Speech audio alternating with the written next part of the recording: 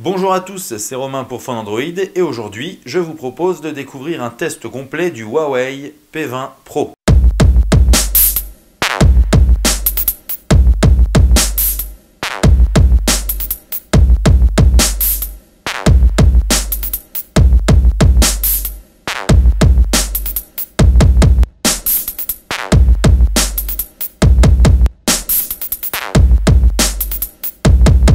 Commençons donc par le design de ce Huawei P20 Pro, design qui adopte tous les standards des modèles haut de gamme actuels. Alors on a d'abord une coque en verre qui est très soignée avec un effet miroir qui peut plaire ou qui peut déplaire. Il n'y a pas vraiment de juste milieu. L'effet miroir a plutôt tendance à nous plaire de notre côté, même s'il a un gros point faible, c'est qu'il marque énormément les traces de doigts.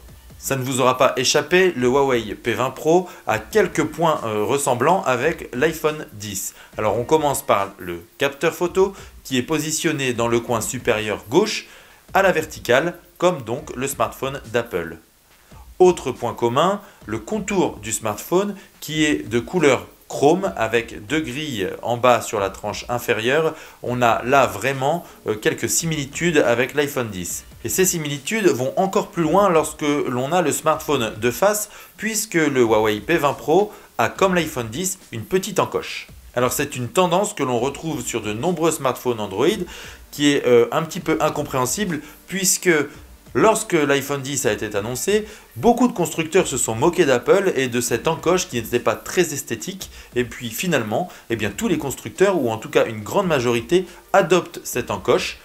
Notons toutefois que Huawei laisse la possibilité de supprimer l'encoche. C'est-à-dire qu'une barre noire va entourer l'encoche pour donner l'impression que c'est un écran tout à fait normal, un peu un écran qui ressemblerait à celui du Galaxy S9 Plus. Alors avec l'encoche, reconnaissons que du côté du design, c'est un petit peu particulier. Certains aiment, d'autres non. Certains s'en fichent un petit peu. Nous, on est plutôt partisans du « je m'en fiche » et on est assez content de voir qu'on peut supprimer de toute façon l'encoche. Notons toutefois que d'un point de vue de la symétrie, le smartphone est beaucoup plus séduisant lorsqu'il n'y a pas l'encoche puisqu'il est plus symétrique sur la face avant. Pourquoi il est symétrique? Parce qu'en fait, sous l'écran, Huawei a intégré un lecteur d'empreintes, donc sur une petite bande noire qui est relativement fine, mais qui existe tout de même. Nous, on est un petit peu déçus de voir ce lecteur d'empreintes placé à l'avant, qui va donc prendre de l'espace qui aurait pu être un espace d'affichage pour l'écran, et qui aurait été beaucoup plus séduisant s'il n'y avait pas eu ce capteur donc à l'avant, d'autant que Huawei a pour habitude, donc sur d'autres smartphones, d'intégrer le lecteur d'empreintes à l'arrière. Alors ce n'est pas parce qu'il y a des ressemblances avec l'iPhone X que le Huawei P20 Pro est une copie plate. Le smartphone a tout de même sa personnalité, à commencer donc par la disposition des logos au dos. Alors en fait tout est disposé sur le long de la tranche gauche. Donc on a le triple capteur photo avec en dessous la mention Leica et encore en dessous le logo Huawei. Et puis tout le reste du smartphone, en fait il n'y a rien si ce n'est la couche de verre avec l'effet miroir. Alors pour ce qui est de tous les petits détails du design, sur la tranche gauche on a donc le port double SIM qui est donc un port double SIM mais qui n'est pas un port micro SD et c'est une déception pour beaucoup. Huawei a fait le choix de ne pas mettre de port micro SD. En revanche, le constructeur propose son modèle de base avec 128 Go de mémoire interne alors que les concurrents sont plutôt sur 64 Go. Sur la tranche droite, on retrouve donc les touches de volume et puis la touche on-off qui se distingue avec une petite couleur rouge qui est plutôt bien vue. Alors sur le dessus, on n'a rien si ce n'est des capteurs et puis sur la tranche inférieure, on a deux grilles haut-parleurs avec une seule en fait qui intègre un haut-parleur, c'est celle de droite et donc un port USB type C qui va servir donc de recharge, mais également pour l'audio, puisque la mauvaise surprise, c'est qu'il n'y a pas de port jack sur ce Huawei P20 Pro et qu'il faudra donc jongler entre appareil Bluetooth ou un adaptateur pour pouvoir brancher ses écouteurs. Alors dans l'ensemble, ce Huawei P20 Pro, il offre une excellente prise en main, il ne glisse pas des mains, ça c'est un bon point. En revanche, ce qu'on peut dire si on veut être un petit peu critique, c'est qu'il est assez difficile d'atteindre les coins supérieurs, même la bande supérieure, ou le lecteur d'empreintes. En fait, comme les les bordures sont pratiquement inexistantes, eh bien le smartphone a tendance à tomber lorsque l'on utilise le lecteur d'empreintes, puisqu'il est emporté par son poids vers l'arrière. Donc c'est pour ça aussi qu'on aurait aimé ce capteur au dos. Et puis pour atteindre les coins supérieurs, eh bien comme il y a l'encoche et que l'écran monte très haut, eh bien c'est assez difficile à atteindre. Le gabarit du Huawei P20 Pro est un petit peu plus gros quand même que celui d'un iPhone X, donc c'est un petit peu plus compliqué à atteindre. On est plus proche d'un Galaxy S9 Plus, donc la prise en main est à peu près similaire. En revanche, ce qu'on apprécie, c'est qu'il y a quand même des petites bordures qui entourent l'écran, et ces petites bordures évitent les touches involontaires comme on peut avoir sur le S9 Plus, qui a un écran qui retombe un peu sur les bordures. Là, on est plus sur du flat et c'est plus appréciable. Donc dans l'ensemble, ce Huawei P20 Pro a un design vraiment très réussi, c'est du très haut de gamme, il n'y a pas photo là-dessus. On regrette simplement l'absence de port jack, et puis on regrette surtout cette tendance des constructeurs à faire un peu preuve de suivisme en adoptant les codes esthétiques de l'iPhone. Ça c'est un petit peu dommage, on aurait aimé un peu plus de créativité. Alors ce qui fait aussi le design de ce smartphone, c'est son écran. Et l'écran, eh bien, il est particulièrement réussi puisque Huawei a fait le choix d'une dalle OLED alors que le constructeur a plutôt l'habitude de maîtriser l'IPS LCD. Eh bien cette fois, cette dalle OLED, elle est bien équilibrée et elle est très réussie. Alors on a un bon équilibre des couleurs, on a un bon contraste et puis on a surtout une excellente luminosité qui fait qu'on peut utiliser ce Huawei P20 Pro même dans des conditions de forte luminosité. Il ne reflète pas par exemple les rayons du soleil, même s'il faut bien le dire en ce moment le soleil il se cache un petit peu. Alors on a déjà parlé de l'intégration de cet écran qui est tantôt avec encoche ou tantôt sans encoche. Il suffit d'aller dans les réglages d'affichage pour pouvoir changer cela. Alors dans l'ensemble l'intégration est bonne, la prise en main est bonne également, et puis pour à peu près tous les usages, eh bien cet écran est plutôt intéressant, il répond parfaitement bien, le tactile est fluide, tout est très bon. Alors si on doit comparer cet écran à celui d'un Galaxy S9 Plus et d'un iPhone X, eh bien on le situerait tout simplement entre les deux smartphones. Le Huawei P20 Pro n'a pas autant de contraste qu'un Galaxy S9 par exemple, mais il en a un petit peu plus qu'un iPhone X. Et puis il est un peu moins lumineux qu'un iPhone X, mais un peu plus qu'un Galaxy S9. Donc en soi, on retrouve un équilibre certain. Disons qu'on va le placer entre les deux, mais très clairement, ça va être une affaire de goût. Le rendu des couleurs, nous, on en est très satisfait. C'est très équilibré. On va noter quand même que sur le Mate 10 Pro, les couleurs étaient un petit peu froides et qu'on avait la possibilité de les régler sur plus chaudes. Là, on a encore la possibilité de mettre des couleurs plus froides ou plus chaudes. Mais en fait, de base, eh bien, l'équilibre des couleurs est trouvé, la luminosité et les contrastes sont très bons. Donc, c'est une vraie réussite cet écran du Huawei P20 Pro.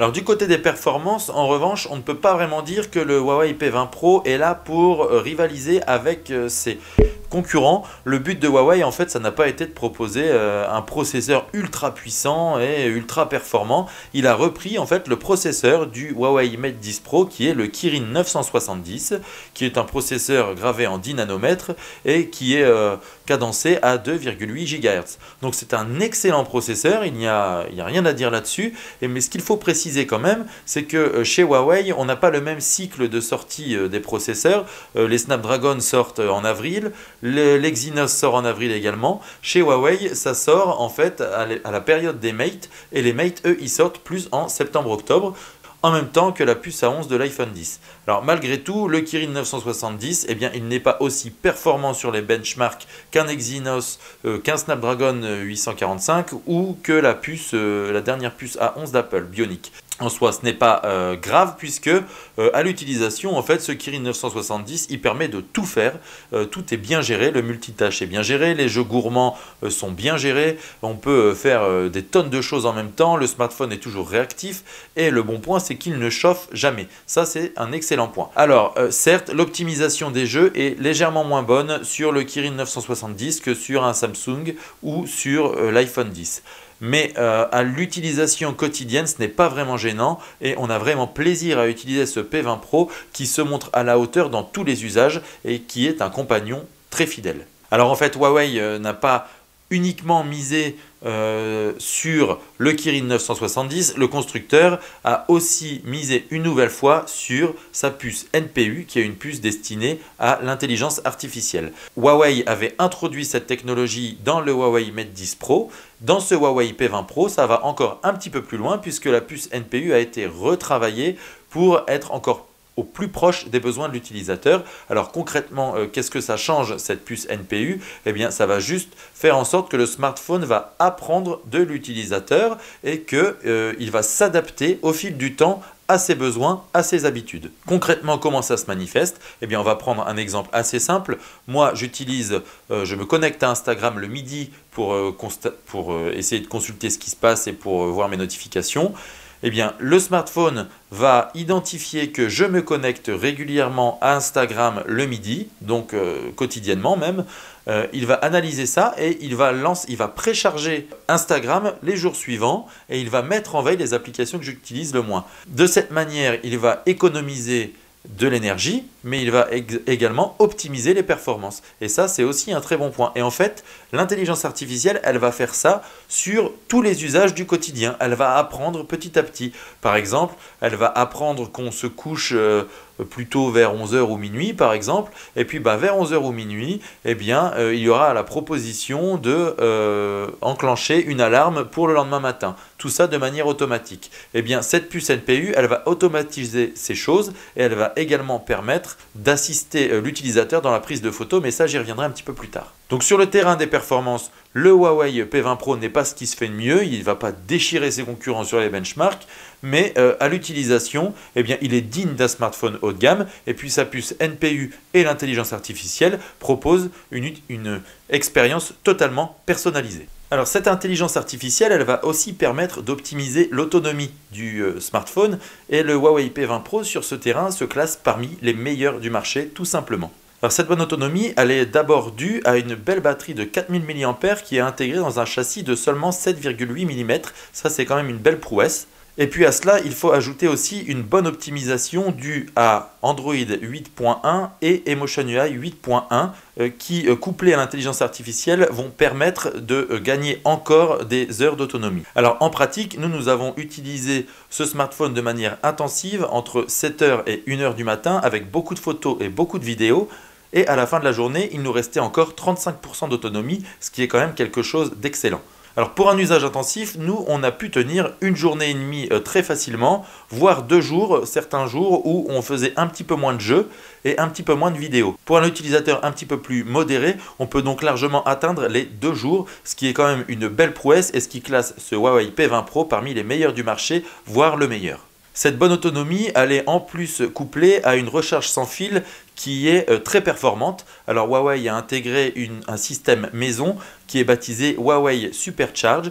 Alors cette recharge rapide, eh bien, c'est la première recharge rapide qui est aussi performante que le Dash Charge du OnePlus 5 et du OnePlus 5T. Le Dash Charge promettait de gagner une journée d'autonomie en une vingtaine de minutes. Eh bien, ce Huawei P20 Pro, il réalise exactement les mêmes performances. En 20 minutes, on récupère 50% d'autonomie, ce qui nous permet de tenir une journée complète. Alors sur le terrain de l'autonomie, ce Huawei P20 Pro est vraiment une vraie réussite et c'est vraiment quelque chose d'indispensable pour un smartphone haut de gamme et polyvalent.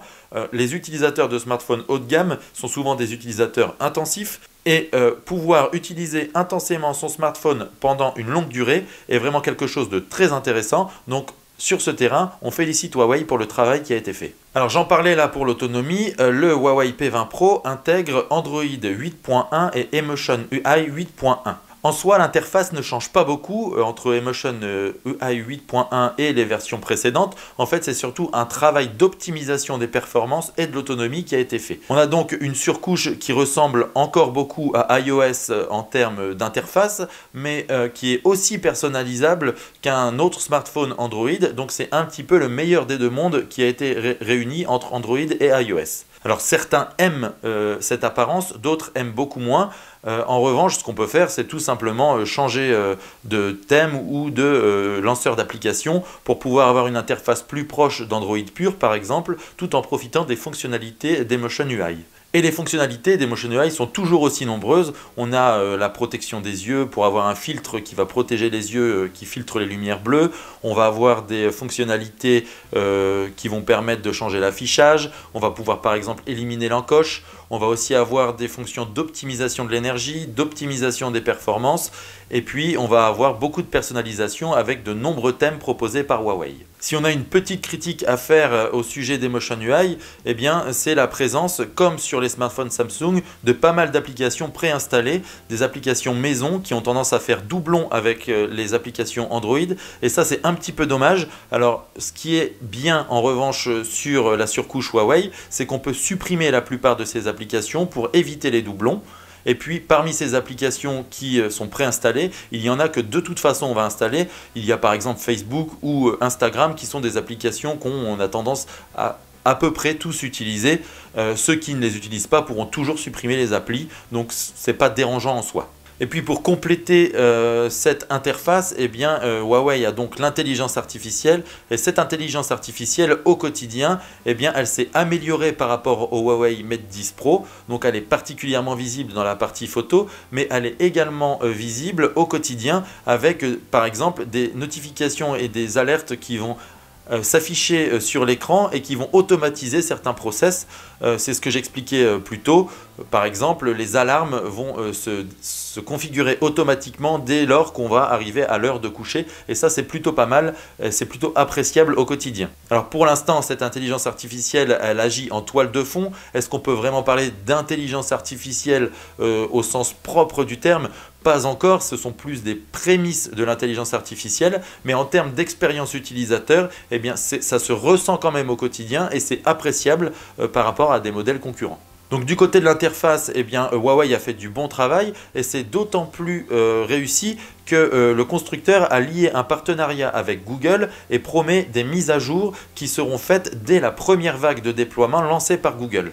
Ça c'est un vrai bon point parce que c'est quelque chose qu'on a tendance à beaucoup critiquer du côté des constructeurs Android, c'est le temps qui est mis pour propulser les nouvelles mises à jour Android.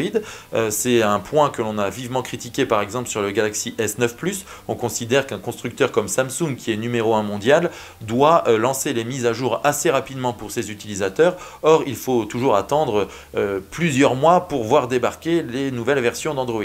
Et bien là, avec le Huawei P20 Pro, on aura des mises à jour dès la première vague, donc dès les premières semaines de déploiement, et ça c'est un excellent point. Faisons un petit point sur la partie audio, qui est quand même une partie qui est souvent mise de côté par les constructeurs de smartphones haut de gamme. On a souvent critiqué ça chez Samsung par exemple, qui a fini par corriger le tir sur le Galaxy S9 Plus.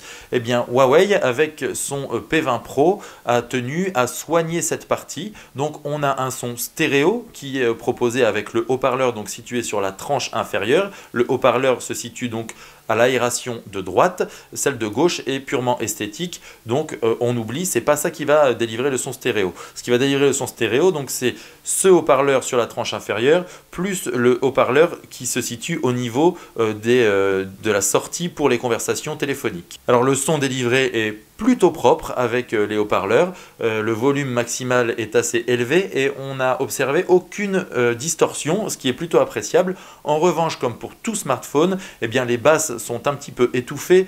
Ça s'explique assez simplement, c'est-à-dire que comme tous les smartphones, eh bien, le châssis est assez fin, du coup la caisse de résonance est plutôt petite et on a peu de basses qui se font entendre.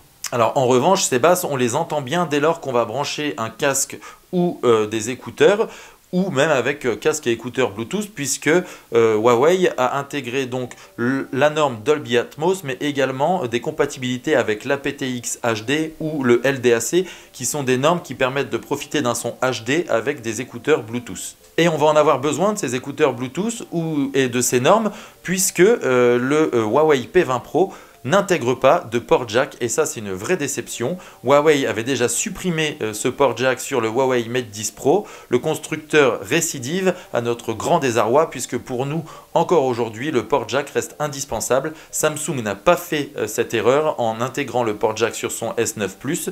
Donc là c'est un vrai point faible du côté de l'audio pour nous, en tout cas sur ce Huawei P20 Pro. L'autre déception du côté de l'audio, c'est que le smartphone, il n'est compatible que Bluetooth 4.2 et non pas Bluetooth 5.0. Or, en France, on a quand même tendance à brancher son smartphone, à connecter son smartphone en Bluetooth sur des enceintes ou des écouteurs compatibles Bluetooth 5.0. Là, le 4.2, c'est un peu faiblard. On se demande pourquoi Huawei n'a pas fait l'effort de mettre du 5.0 sur un modèle haut de gamme commercialisé à 900 €. C'est quand même la moindre des choses. Donc là, c'est quand même une petite alerte, c'est pas terrible Huawei.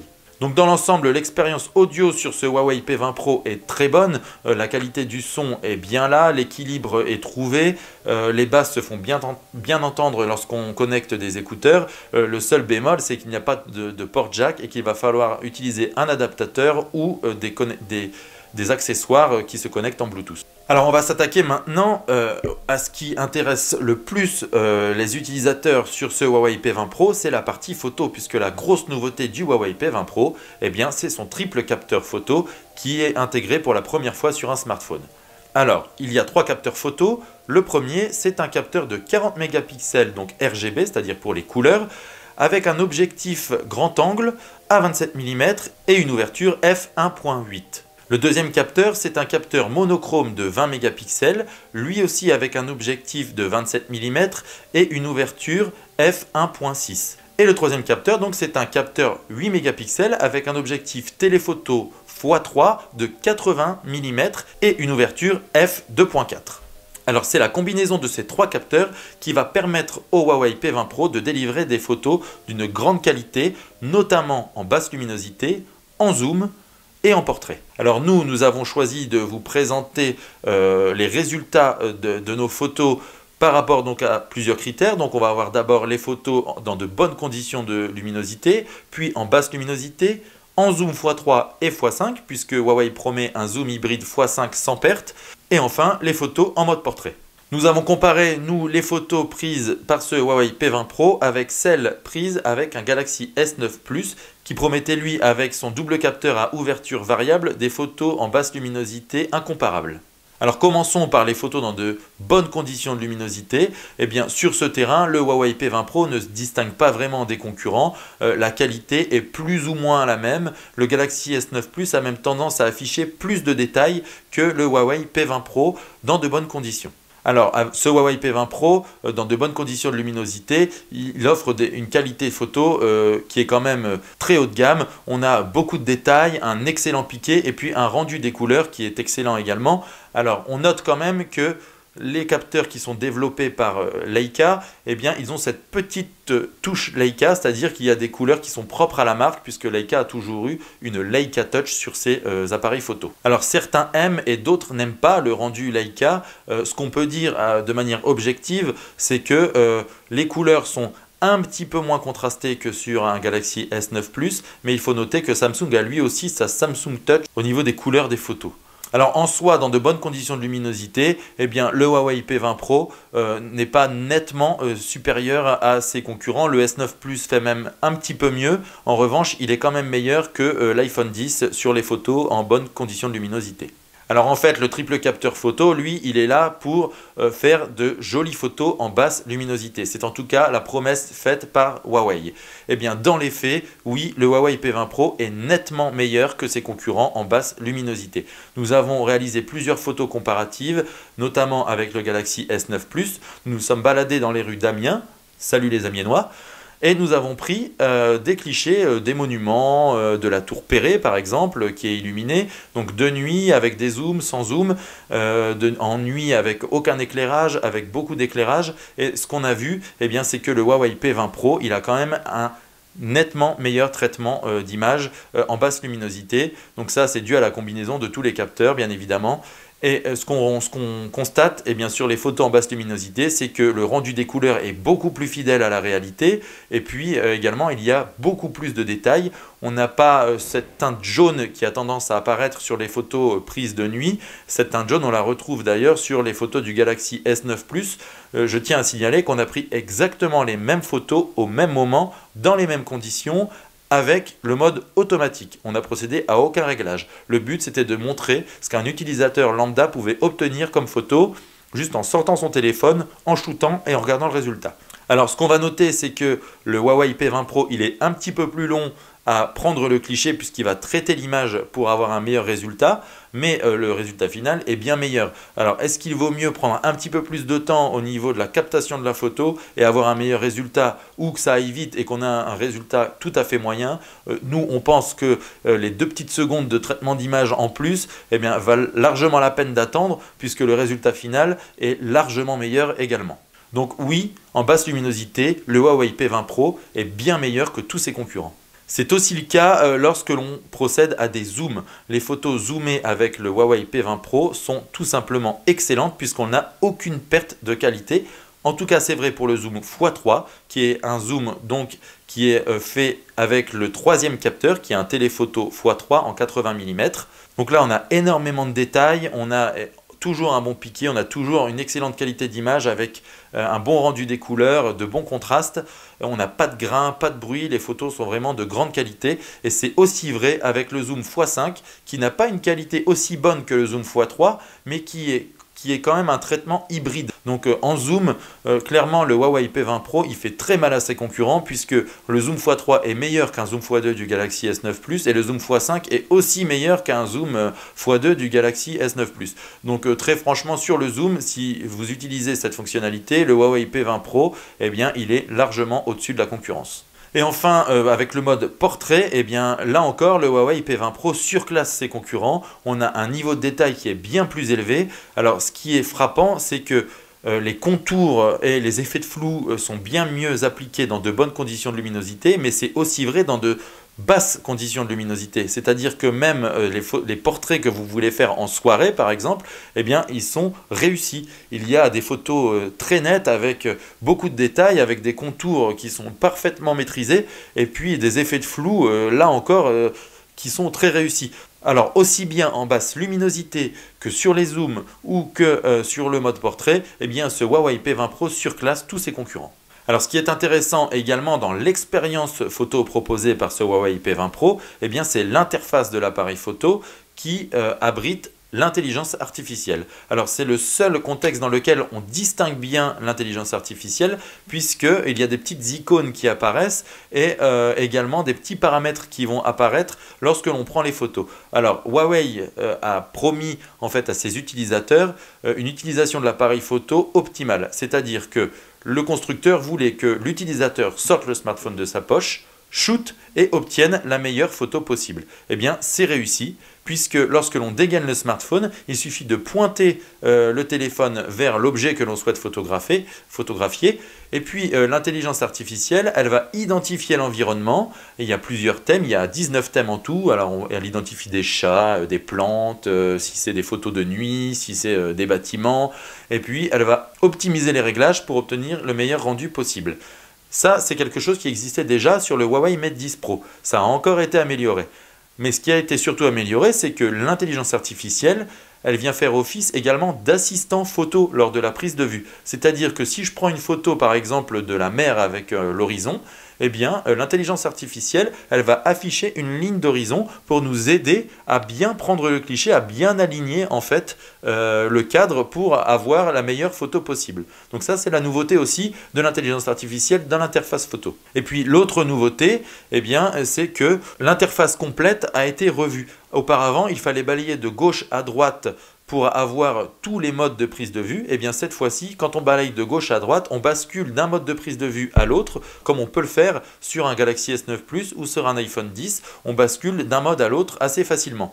Mais ce qu'il faut retenir, c'est qu'il n'y a même pas besoin, grâce à l'intelligence artificielle, de passer d'un mode à l'autre, puisque l'intelligence artificielle va identifier ce qu'on est en train de prendre en photo et va basculer automatiquement sur le mode adapté. Par exemple, si je prends un portrait, je n'ai pas besoin de me mettre en mode portrait pour avoir les réglages optimisés. J'ai juste à pointer et puis ça va passer tout seul en mode portrait. Donc de manière générale, eh bien, l'expérience photo du Huawei P20 Pro est quand même nettement meilleure que sur les smartphones concurrents. On a non seulement une meilleure qualité des photos en basse luminosité, en zoom et en portrait, mais on a également une interface photo bien plus intuitive et bien plus complète que ce qu'on peut trouver chez les concurrents. Alors pour le reste, eh bien, ce Huawei P20 Pro n'est pas toujours meilleur que ses concurrents, c'est notamment le cas sur la vidéo. Par exemple, on peut prendre des vidéos 4K, mais il n'y a pas de stabilisation vidéo. La stabilisation optique, en fait, elle n'est là que sur les photos. En revanche, Huawei a intégré une stabilisation logicielle qui s'appelle la Huawei AIS, et cette stabilisation, elle est plutôt bien faite. Malheureusement, eh bien, on ne peut pas comparer cela à ce que fait un Galaxy S9 Plus ou un iPhone X qui sont bien meilleurs sur la vidéo. La vraie déception sur la vidéo, c'est qu'il n'y a pas de stabilisation optique non plus en Full HD à 60 fps, alors que tous les constructeurs concurrents le proposent. Le S9 Plus par exemple l'intègre, ou l'iPhone X l'intègre aussi. Ça, c'est vraiment dommage. On peut comprendre qu'il n'y ait pas de stabilisation sur la 4K, mais pas sur le Full HD. Alors comme ses concurrents, eh bien, Huawei a cédé à la tentation du super slow motion. Le constructeur n'a pas beaucoup mis en avant cette fonctionnalité, et on comprend pourquoi, parce que le super slow motion, eh bien, encore une fois, ce n'est pas une franche réussite. Le meilleur dans le domaine, c'est Samsung, puisque Samsung avec son S9 Plus propose un mode automatique sur le super slow motion, c'est-à-dire que dès qu'un objet passe dans le cadre, eh bien, le super slow motion s'active. La difficulté avec le super slow motion, eh bien, c'est de pouvoir capturer au bon moment. On shoot en fait une toute petite séquence de quelques dixièmes de seconde, et finalement c'est assez difficile à capturer. Alors non seulement c'est difficile à capturer, mais en plus le résultat est pas vraiment terrible. Donc là on a du super slow motion en 720p à 960 fps, mais le résultat eh bien, est identique à ce qu'on peut trouver sur un S9 Plus ou sur un iPhone X ou sur d'autres smartphones, c'est-à-dire qu'on a une vidéo très pixelisée qui n'est pas de très bonne qualité, et ça c'est vraiment dommage. On a hâte de voir ce que ça va donner le 1080p sur le XZ2 qui a donc le super slow motion en 1080p à 960 fps. Pour l'instant, le super slow motion est anecdotique et on comprend pourquoi donc Huawei n'a pas trop communiqué dessus. C'est pas une franche réussite, donc c'est une fonctionnalité qu'on va vite oublier. Alors du côté du prix, eh bien ce Huawei P20 Pro est proposé à 899 € tout de même, et il sera disponible à partir du 5 avril. Alors 899 €, c'est un prix bien plus élevé que ceux auxquels nous a habitués Huawei, et donc les fans de la marque commencent déjà à critiquer un petit peu ce point.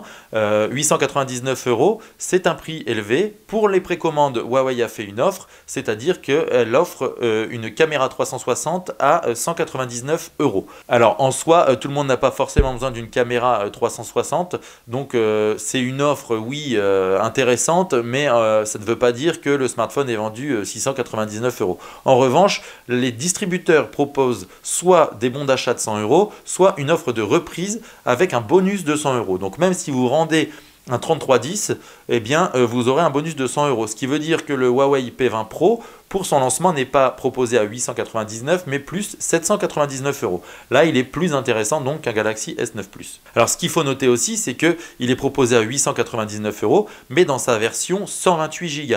Chez les concurrents, la version 128 Go, elle est proposée 100 € de plus. Par exemple, un Galaxy S9 Plus à 909 €, lui, c'est une version 64 Go et pas une version 128. L'iPhone X, qui est proposé à 1139 €, lui, il est en 64 Go et pas en 128 Go. Donc la différence de prix entre un P20 Pro à 128 Go et un S9 Plus à 128 Go est plus importante que la quelques dizaines d'euros. En revanche, le S9 Plus, lui, il propose l'intégration d'une micro SD, donc on peut juste en ajoutant une carte micro SD atteindre ces 128 Go à moindre coût. Alors en soi, est-ce que ce Huawei P20 Pro est trop cher?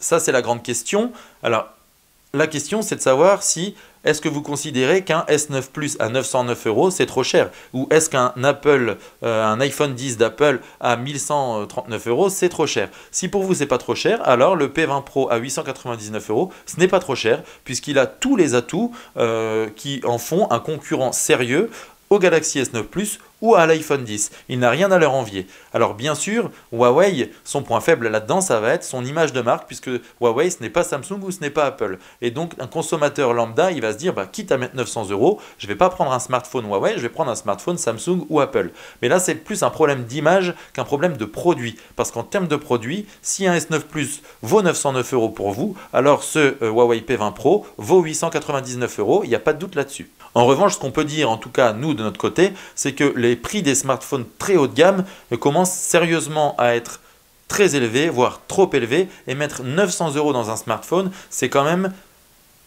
un sacré budget. Alors chacun fera en fonction de ses besoins. Nous, ce qu'on peut conseiller, c'est entre un acheter un Huawei P20 Pro aujourd'hui à 900 € ou un Galaxy S9 Plus à 900 €, on vous conseillera davantage le Huawei P20 Pro puisque le S9 Plus n'apporte pas grand chose par rapport au Galaxy S8 Plus. En revanche, entre un Galaxy S8 Plus et un Huawei P20 Pro, certes le S8 Plus est un peu moins performant sur bien des choses, notamment l'appareil photo, mais c'est un smartphone assez complet et il offre un meilleur rapport qualité-prix puisqu'il est aujourd'hui disponible aux alentours de 600 €, donc c'est beaucoup plus intéressant. Par contre, ce qu'on peut conseiller pour ceux qui veulent absolument ce Huawei P20 Pro, mais qui n'ont pas forcément envie de dépenser 900 €, eh bien c'est d'attendre un petit peu, puisque d'ici quelques mois, le prix du Huawei P20 Pro va grandement baisser, et ça on a l'habitude de le voir sur les smartphones Huawei, mais également sur les Samsung, et de manière générale sur les smartphones Android. Donc ce Huawei P20 Pro, eh bien, il sera certainement plus abordable à l'approche de l'été, ou même à la rentrée de septembre, et là on aura vraiment un excellent rapport qualité-prix puisqu'on aura l'un des meilleurs photophones du marché avec un smartphone qui a l'une des meilleures autonomies sur le marché également pour un prix beaucoup plus abordable. Donc sauf si vous êtes fan et que vous avez le budget, eh bien foncez. Si vous voulez absolument un smartphone haut de gamme maintenant, foncez, prenez ce P20 Pro parce qu'entre lui et un S9 Plus par exemple, il n'y a pas photo. Celui-ci apportera beaucoup plus d'évolution que le smartphone de Samsung. Merci à tous d'avoir suivi cette vidéo de test du Huawei P20 Pro qui était très attendu, ce smartphone. Donc bien sûr, eh bien, vous pouvez commenter ce que vous pensez du dernier smartphone haut de gamme de Huawei. Vous pouvez nous dire si vous êtes d'accord avec aussi ce qu'on a constaté dans notre test, si vous avez eu la chance de l'avoir en main. Et puis vous pouvez également nous poser des questions pour avoir plus de détails sur certains points qu'on aurait peut-être oubliés dans ce test. Et évidemment, je vous mets en description le test complet écrit où vous pourrez voir des différences entre les photos, par exemple entre le P20 Pro et le Galaxy S9 Plus. Et je vous mets un lien également pour accéder à l'achat du Huawei P20 Pro si vous êtes intéressé par le Huawei P20 Pro. P20 Pro, P20 Pro. Ça fait beaucoup de P20 Pro. Hein. Je vous invite également à nous suivre donc sur les réseaux sociaux. Nous sommes sur Facebook, Twitter, Google+, Instagram et Snapchat. Je mets donc tous les liens également dans la description pour pouvoir nous suivre. Et puis, il ne me reste plus qu'à vous remercier, à vous donner rendez-vous pour de nouvelles vidéos très bientôt. Abonnez-vous à notre chaîne YouTube et je vous dis merci et à bientôt. Merci à tous.